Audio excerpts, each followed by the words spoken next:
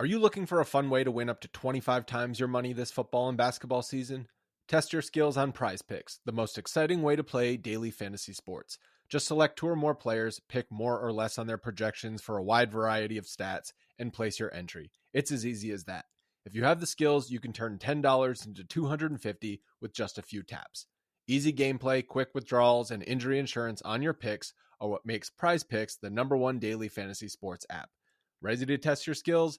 Join the Prize Picks community of more than 7 million players who have already signed up. Right now, Prize Picks will match your first deposit up to $100. Just visit prizepicks.com/bluewire and use code BLUEWIRE. That's code BLUEWIRE at prizepicks.com/bluewire for a first deposit match of up to $100. Prize Picks, daily fantasy sports made easy.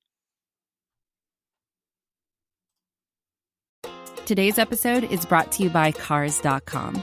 With over 2 million vehicles and 50,000 more added every day, Cars.com will match you with the perfect car for you, your budget, your life, your style. And if you're ready to say goodbye to your current car, Cars.com will get you an instant offer to cash it in. Just start by entering your license plate and get matched with a local dealer who will write you the check. So whether you're looking to buy or sell, just go to Cars.com. It's magical. Friends, welcome to Mavs Party. This is Kirk Henderson, editor-in-chief of MavsMoneyBall.com. Thank you so much for joining me. It's about 10:45. We're here on Spotify Live, ready to hang out after a really satisfying Dallas Mavericks victory, with 3 guys out of their rotation. Maxey probably out for the year, so eventually I'm going to stop saying that. But at this point, it's still 3. The Mavericks have some excuse to play like shit. I've sort of expected a loss in this, what's now been a 5-game win streak. And for them to come out tonight, particularly after such an emotional and draining victory over the Knicks, it's really nice to just see them beat the hell out of the Rockets. The Rockets are a younger team, little bit undisciplined in areas that I think come with seasoning. The fact that the Mavericks, who never have fast break points, scored a bunch of fast break points is really telling in that regard. But we're here. They won, 129 to 114. So let's hang out for a little bit, and then I want to go to bed because it's a long season, and I do this every game like a lunatic. Coming up first is my man, Chris, who is always first in the room. What's up, just really glad the Mavs are finally stepping on bad teams' throats. I mean, we've played the Rockets twice in, the last few games, and I'm just, I don't know, just after that emotional win on the other night against the Knicks, I was worried that they would come out flat, but I don't know, we're just playing at a different pace. I mean, I think we're just a lot more transition buckets without Luka just having to slow the ball up and take the ball off the floor. We're just going to get a lot of quick transition buckets. So that's helping. But the key is just not letting these bad teams get any confidence going into halftime. Like if we're tied or whatever. I mean, we're getting up by 18 points or something at half. I mean, stuff like that. Continue to do that. And the best part is Luka got his 30-point triple-double, and he gets to, come out of the game 8 minutes left in the game to get some rest. So really, really happy about that. And C Wood, man, they just need to give him that contract. I mean, do you feel like that they should sign him to that 4-year, $77 million contract right now? No. No? Oh, okay. Okay.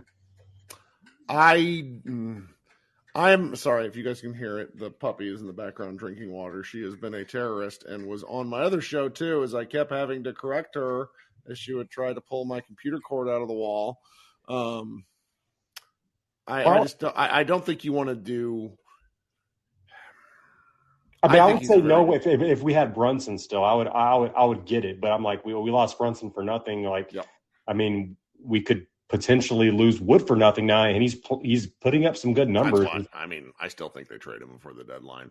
I know that's got to be sacrilege after a win, particularly a 5-game win streak. But if so if the deadline passes, though, can we still sign him to the extension, I guess? Or yeah, I don't know. So I don't want to comment.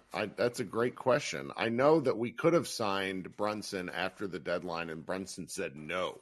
That was because you remember Dorian signed extension like moments after the trade deadline was closed. He was just so excited to sign that, and then Brunson was not.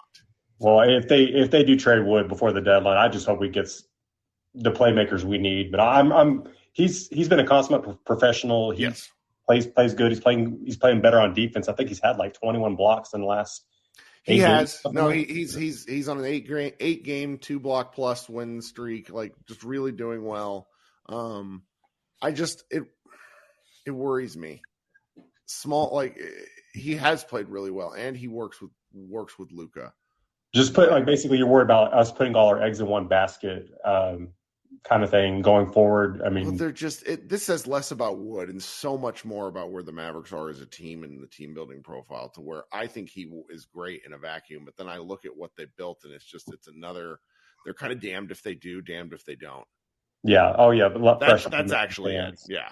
And I'm kind of concerned. Like when the guys come back, I know Maxi's probably out for the year, but the other 3 guys, I don't know. Are we gonna play bad? Like, I mean, are we gonna play worse? Are we gonna be back to where we started? And these guys have to still get a rhythm, get back in NBA shape from being out for 3, 4, or 5 weeks. I mean, so well, don't worry. I'm sure Jason Kidd will only play Josh Green 15 minutes at a time, so we'll be mad about that instead of whether he's playing enough. But the Dorian thing, it's interesting because Dorian, the dude's just got to be tired, because he's out with a hip abductor thing, and I think it's still going to be not several, but at least another week plus, which means 3-4 games.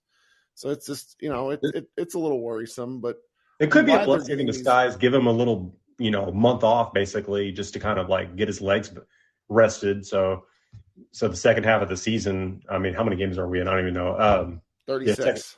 Okay, so we're almost halfway through the season. So by the time he comes back, he'll be around then. But yeah, lastly, I don't want to hear any Mavs fans like we need to go get Eric Gordon from the Rockets again. After seeing him, he's completely washed up. Nah, he just had a bad night. I love watching him play though because he was playing like the fat angry dude at the Y, just like barreling towards the rim, and it just wasn't going down. I play new ball at the Y all the time, so I know exactly what you're talking about. Yeah. So, but anyway, yeah, good win. Hopefully, we can go on a 7-game winning streak, playing the Spurs and the Rockets again. So that's right. All right, man. Thanks for kicking us off. Thanks. Yeah. So the puppy is currently under the kitchen table, so I had to move my podcasting location tonight, biting on one of the legs of the table. That's just how my night is going. Taylor, what's up, man? Hello, Kurt. Can you hear me? I can. Welcome back. Hey, yeah, it's been a minute. Just want to say a few things before I get off, but the other night was amazing. I called my older brother, who I didn't even get together for Christmas, and he answers the phone laughing hysterically. And I'm like, what's going on? He's like, I'm watching the game. So I thought that was kind of fun, kind of cool. Of course. And, that's one of those games that people are going to start lying about where they were. It's like, I was at the 60-point game, that sort of shit. Yeah. That's it. I love that game. We had It was it was fun to watch. And then Luka just goes out and casually drops a 35-point triple-double, and you're just like, meh, it's not 60. So it's just insane what that guy's doing right now. But a couple of things that I have is what I'm concerned with is Josh Green. If with his elbow, the reason that he's been doing so good this year is he can shoot. And so I'm concerned that anything with his elbow, whenever he comes back, if he can't shoot, then, how much value does he really have? I very much agree. Because it is his shooting elbow. That's got to be a big concern for the man. Yeah, that's my thing. Everybody's ready for him to get back. I'm ready for him to get back. But I mean, if you're out that long with something on your shooting elbow, the chances of him coming back shooting 60% from 3, I seriously doubt that's going to be that high. And then I mentioned this in the chat. 2 things are true at the same time. I do think the Mavs should sign Wood to an extension because with the cap going up, it's still going to be a tradable asset before too long. But I'm also getting some serious Hassan Whiteside vibes with his blocks and rebounds lately. It's it feels like he's getting blocks, but I don't really see him doing too much. I wrote about this because he is chasing blocks, but I also think he is playing good defense. He's never going to be a great defender. That's something I think everyone has to accept. But if he can be occasional help side guy and not be like free pass to the rim the way things had been for a while, then I think we should all be pleased with that. All right, that's all I have tonight, man. Well, thanks for joining us. I appreciate it. I just don't know what I would do.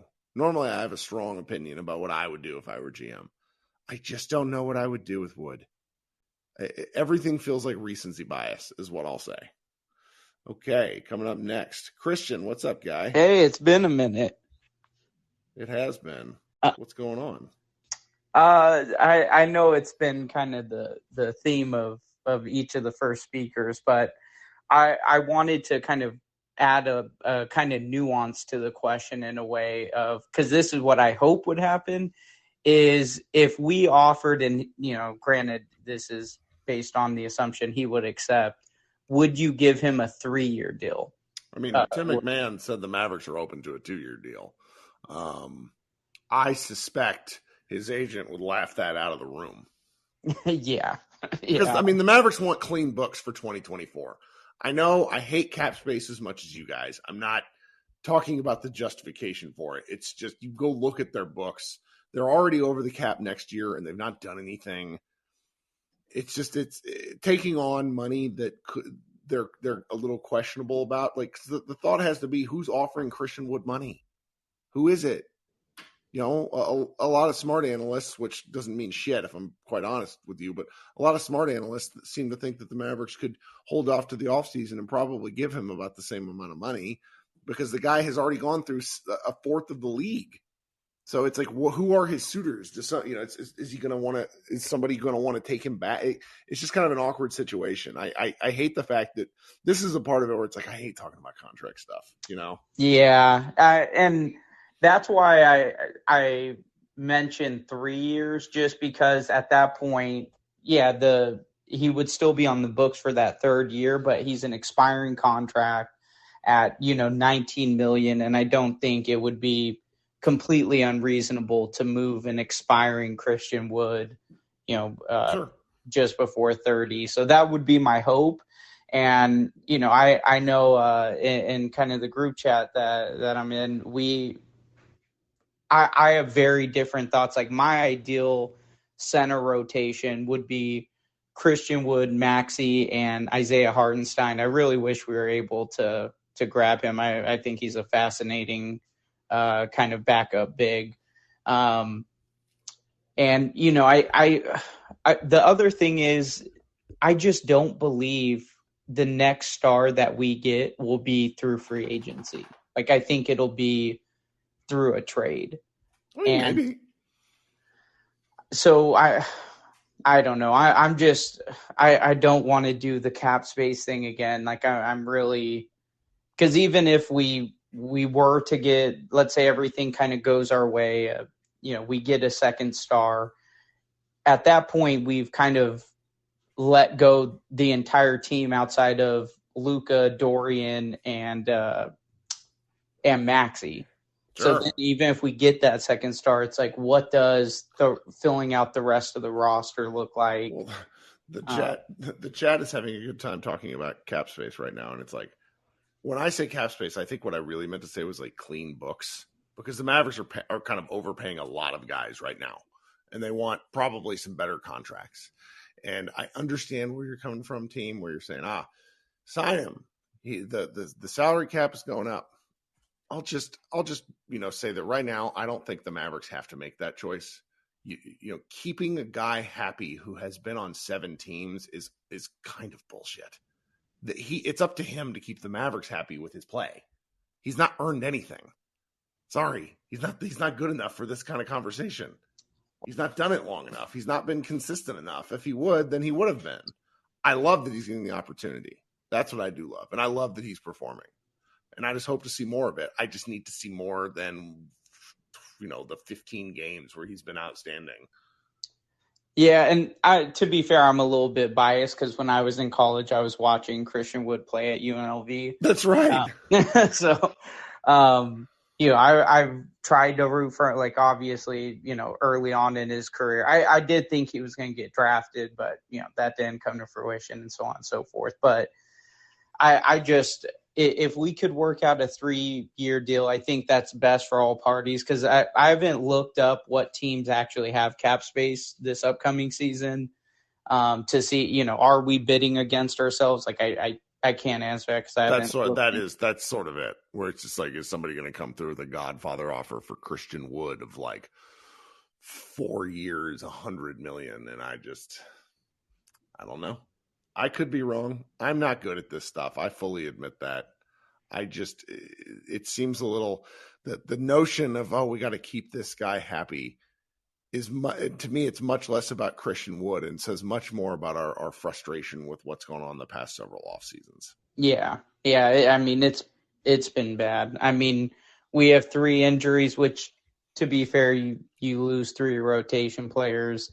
It's going to affect a lot of teams, but it's pretty worrying that I think some of the debate I was seeing was, should we give Lawson these Frank minutes? And it's like, we're in a really tough position there at the wing position, particularly defenders. So it'll be interesting to see how it shakes out, but good talking, and I'll talk to you soon. You have a good night.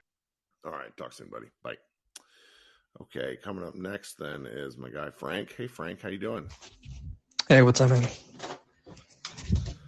Oh, just making it through the game. Indeed.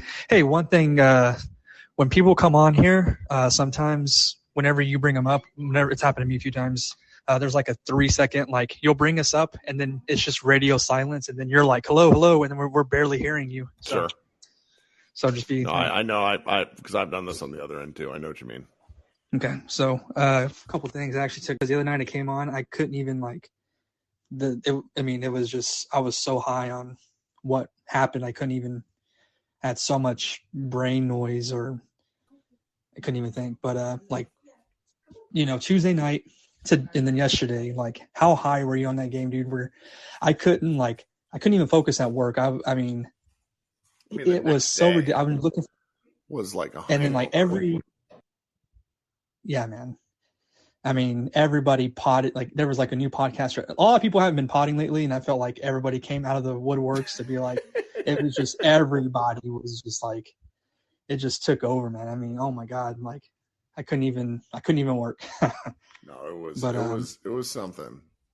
I mean, dude, I hate it. I didn't let Cowboys. I made it a point after that Niner game last year. I'm just sick of the Cowboys. Don't get me wrong. I watch every freaking snap, but like I told myself, if we lose on Sunday, I promise myself on Monday morning through the rest of the week, I'm not going to let it like dictate my week. And that's how much I watch the Cowboys and the Mavs. And it's just like that, the high. So that level of like demoralization. And then, the antithesis of that is what we felt yesterday. I mean, my God, dude, it's like, it's just it's like a drug almost. I mean, holy cow.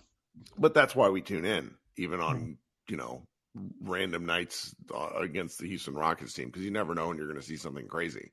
Yeah. I mean, tonight was pretty boring right up until Luka got kicked in the face, and then he became angry. It's great. Yep. Just a couple quick points. So I like Wright. He's kind of out of control. He dribbles a little too fast, and then he stumbles on himself. Or even the N1 to Powell, there was not to his detriment. There wasn't great timing on the pass, but I like the maturity. Like he has like this mature aura around him. And this is no real criticism to Hardy. He's like puppy that you're barely able to get. You get a puppy 8 weeks after he's off his mom's. When he can actually be on his own. Right. And that's how I feel Hardy. He's just a puppy, but he gives me like AAU, like McKinley gives us like mature vibes, or to me. And then I feel like Hardy gives me like this AAU kind of selfish, kind of like Instagram-y player vibe. I don't know, man. I like but there's a reason for that. If you look up, like Wright has played with like Team USA. He's an older guard. He's 24, I think. and then Hardy's a younger guy. So there's definitely a lot of experience difference between the two of them. I also think it's important to sort of note, I think that Hardy is getting miscast as a playmaking guard, like a shooting guard who can also do stuff, and he is a shooter. His role at the NBA level is going to be to score the basketball. Yeah, he's going to be a Tim Hardaway Jr. with a better dribble. Like, that's what it's going to be. Hopefully. So right. And that wasn't, I wasn't bringing it up to like, I don't know. I just kind of feel that about Hardy. I just feel like he's kind of showboaty, and I get it. He's young. He's 19. Have fun, dude. You're 19, 20 in the NBA. Are you kidding me? Like, who the hell am I? So sure. I get it. I really like watching Hardy play, but I do think he gets kind of miscast if he's in there with Spencer and the other guys, because it's kind of a one ball handler system where if you don't have the ball, your job is to go stand somewhere. Yeah. And he got the ball one time and committed a pretty rough turnover, and it was like, I'm talking first half, and so feel a little bad for him, because I went and watched him play in the G League, and he just looks natural with the ball, but it's gonna be tough for him to find spots unless they sort of do things like they do for Timmy, where they draw up specific plays where you can get the ball. So if I'm kid, I'm telling Hardy, you need to just be watching Luka highlights on YouTube, or watching Thinking Basketball or something, so you can slow the game down for yourself a little bit. But yeah, anyways, I didn't want to. Josh Green, we were upset with the lack, and he came in the league at a crazy time, COVID with Carlisle, and maybe not a fair comparison, but I think the making Hardy wait and really earn his minutes might be a lot more beneficial for him, as opposed to we were all clamoring, we got to put Josh in. Why are we wasting the first round pick on a guy, but we're not even going to give any minutes? Granted, that's a different time, different era. Things are different now. But I think he'll be better suited if he is made to really, really earn his minutes and given a shorter leash, just because he's going to be a ball handler, where Josh is more of a slasher, off the ball, catch and shoot type player. Hardy's going to be a guy his mistakes are going to be a little more magnified, because he is a ball, even though he is like a THJ light, he is going to be more of a ball handler as opposed to Josh. So he really needs to earn his minutes. But anyways, moving on. See what's good. I'm down for whatever they do with him. I would like to not see another player walk for nothing, and then Spence is quietly like playing his. People are like, man, Spence has been so good. I don't know if he makes me really. I'm really frustrated watching him play, but I think he's really consistently like fallen into his role. When Luka's on the court, I feel like he just knows how to play off Luka, and I think it's underrated, because it took JB a little bit to finally look like he knew how to play with Luka, but I think Spence is really how to play off of Luka. Okay, good. I wasn't muted. I'm pleased with Spencer's shooting. I thought it was going to die at some point, but instead his 3-point shooting is like tall Steph Curry. You're right about how he settles into his role. He was really important in that Knicks game the other night. It's strange, because we're kind of at the point in the season where I feel like we know more or less who these guys are, and I don't really see what stuff is changing when. I know things are going to change like they always do, but I'm just having a hard time predicting that. But, Spencer's been a rock. He's been better than I thought. One of the things he never, the man cannot finish an and one to save his life.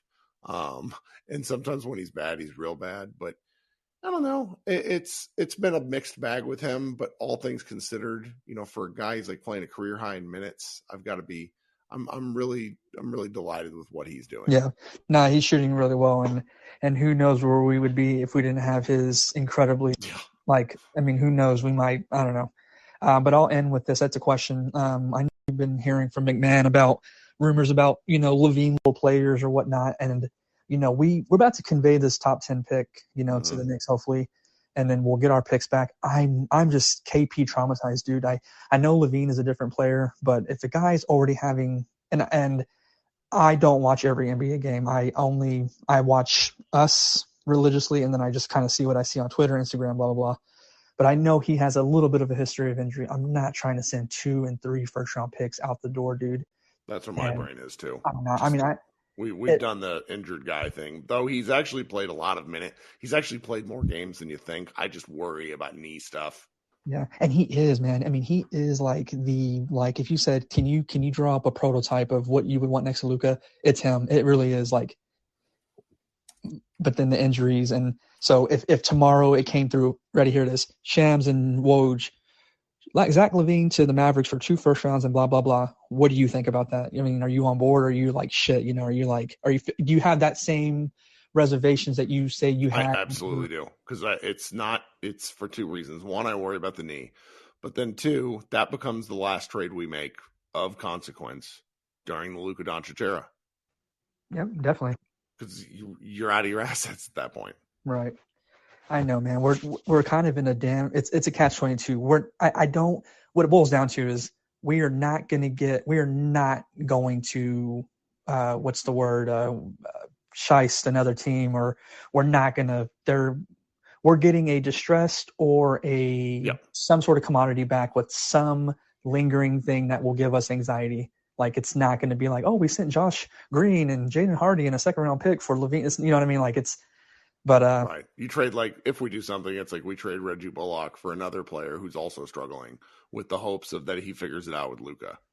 Yeah, I don't know, man. I think I'd rather just.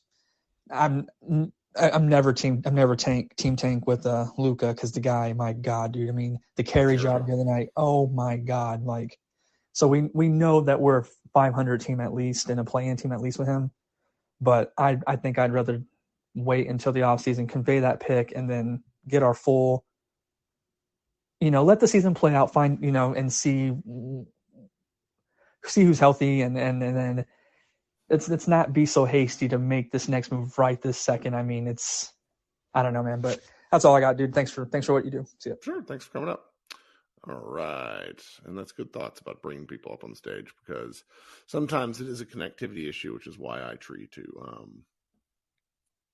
to give people a chance to come up. All right. Let's go with Micah. Hi, Micah. How you doing? Give Micah a second. All right.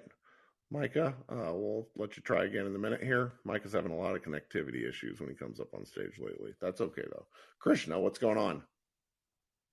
Kirk, how are you? I'm good. What are you thinking tonight? Good to see the team win a game comfortably. Like, you think this team would do that more often, but I'm not going to complain. The fact that the Mavericks at one point had 25 transition points and the Rockets had 0 is shocking, to say the least. Yeah. That's the wildest thing I've seen this year. If you told me it was the other way around, I would have believed it, but not this way. I don't really have much to complain. Like, I mean, it was a solid performance.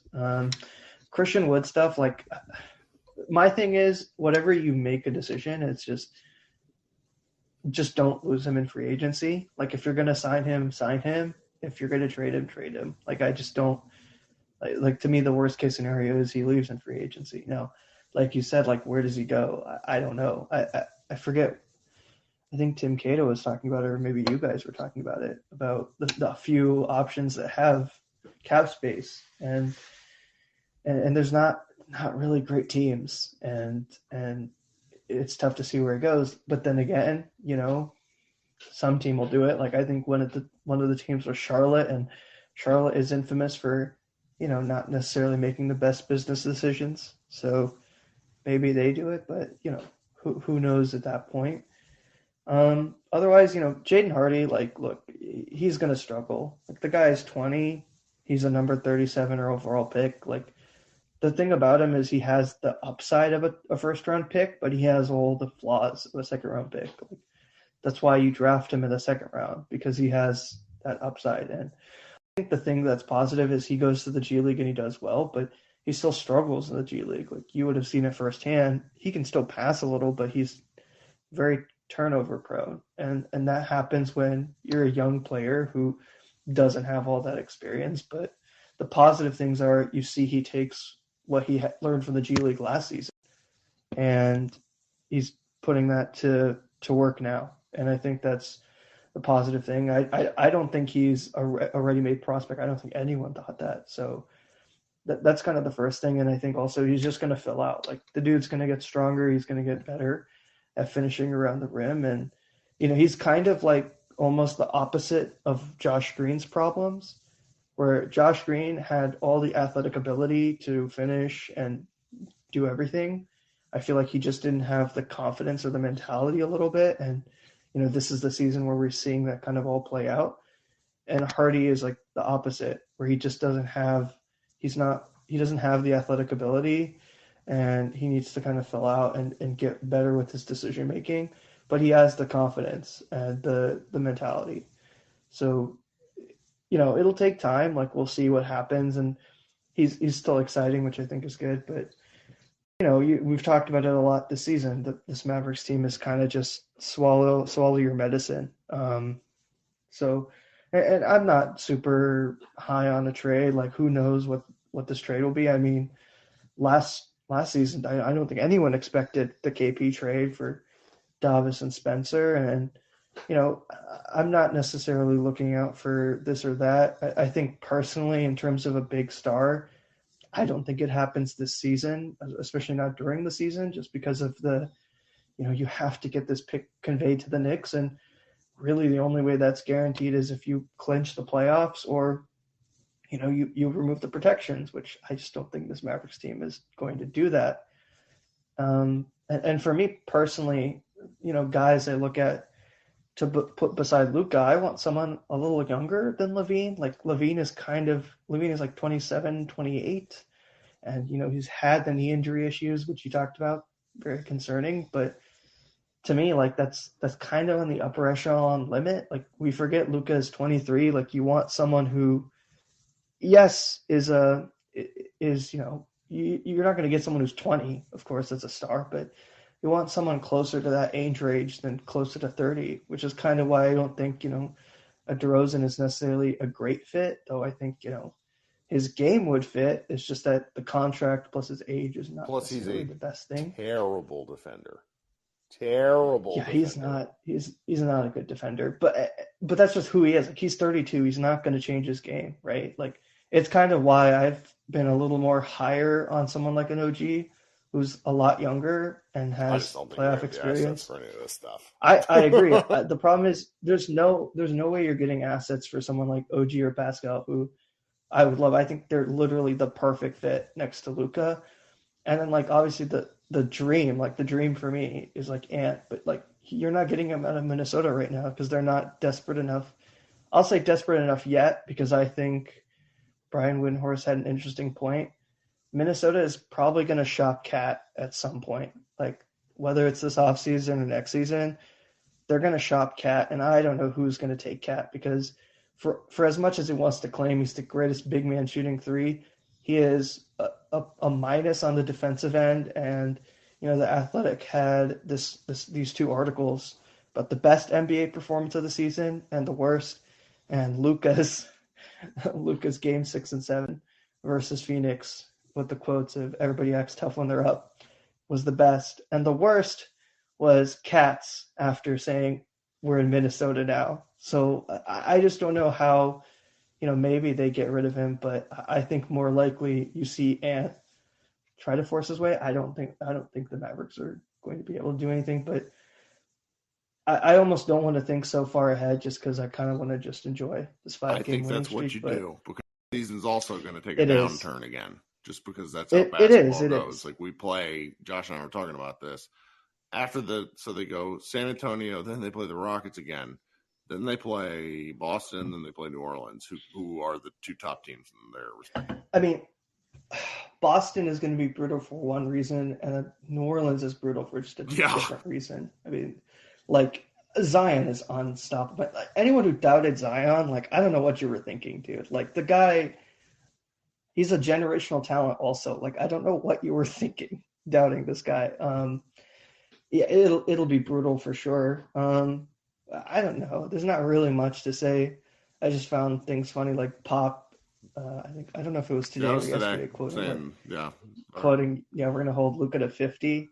I mean, I don't know. That's funny. I like Pop.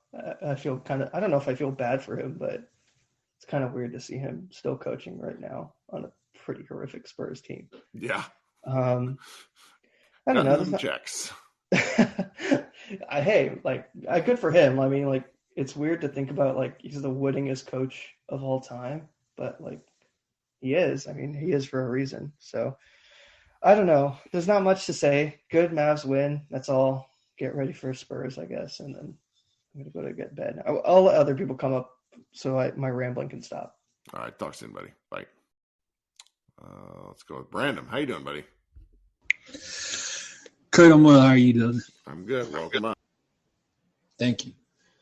I was thinking about the game, but you started talking about Christian Wood, and I'm kind of with you.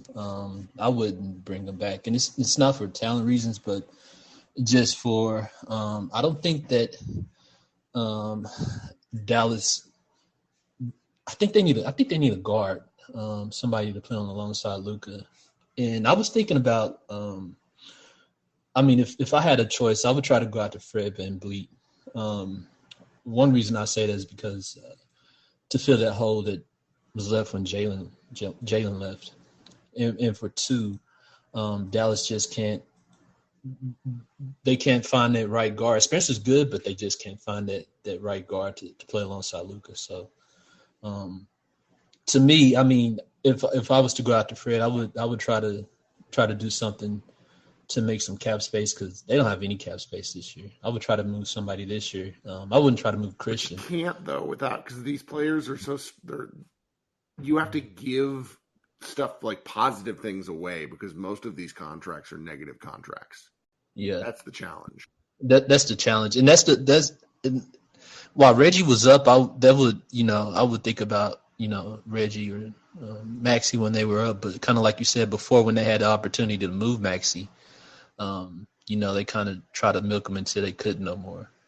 And now it's kind of to the point, like you say, he's kind of a 30-year-old guy that's injured now. And, ain't much they could do there. But, I mean, this is probably the first year where Dallas doesn't have just like that. They may have one. I can't think of it. But this may be one of the first years where they just don't have like that Corey Brewer or Willie Cauley-Stein type contract that just lingers over their heads and they don't get any type of production. I know they don't get a lot out of JaVale, but they could get something out of him. Production-wise? Well, I mean, he at least play. No, he can soak up minutes. It's just once he plays bad things. He plays bad things, but this thing, I mean, I think like with Corey, I don't even know if he played with the Mavericks, maybe like a couple of minutes, but it's looking bad. It's looking really bad, cap purgatory for them, but Yep. That's kind of normal though. It's always bad. I just hope that they don't do some type of knee-jerk reaction like they always do. Well, that's why the win streak I think is pretty important because I think if they had, let's just say, won half games, I think the pressure rises to do something. And now they have a little bit of a win buffer, and then they have some built-in excuses for some games if they lose some games where it's, hey, we got two guys who will give us immediate rotation minutes coming back from injury. Mm-hmm. So I think a lot of what they probably do in the offseason will rest on how far they make it in the playoffs as well too. Because it seems like Cuban likes to reward players for kind of showing up, but I don't know, man. It's so early in the season. It's a guessing game, and Brad Davis was saying it earlier today about the Mavericks being where they are right now. He's like, man, they just gotta handle their business and beat the teams they know they can beat.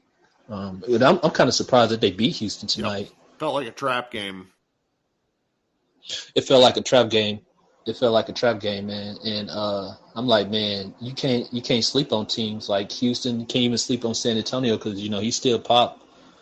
But yeah, it'd be interesting to see how they handle these teams that aren't playing well. But if I had a choice, I would definitely say somebody like Fred VanVleet or some type of guard to get alongside Luka to fill that void because that point guard merry-go-round is continuous. Yep, really is. Yeah, but that's all I got, Kurt, man. Thanks for coming up again. All right. I sound like I've smoked a pack of Marlboro Reds again. We're at that point in the year where I'm talking too much. Oh, guys, we don't got anybody else waiting. I appreciate you all coming up on stage. We'll be back here. Let's see how the Spurs game goes. If it's a fun game, maybe we'll have a Mavs party. But if it's not, it's New Year's Eve. You guys should do something fun.